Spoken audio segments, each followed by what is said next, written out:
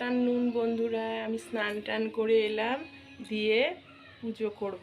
দেখো কত ফুল ফুটেছে আমার গাছে, দেখাচ্ছি। খুব ভালোবাসি। দেখো ফুল গাছ, এ দেখো অ্যানামন্ডা আমার কাছে ফুটেছে, জবা তো কতই ফোটে, দেখিয়েছি তোমাদের। এই দেখো যে অপরাজিতা ফুল ফুটেছে, শিবের পুজো বলে কথা, আমার মহাদেবের পুজো, অপরাজিতা হবে না? এই দেখো কত অপরাজিতা ফুল ফুটেছে, সাদা ফুল। এবার গপুকে স্নান টান করাবো, শিব বাবাকে স্নান করাবো, তারপরে তোমাদের সাথে দেখা হচ্ছে। আর গাছের ফুলগুলো কেমন কমেন্ট করে জানাবে তোমরা সবাই।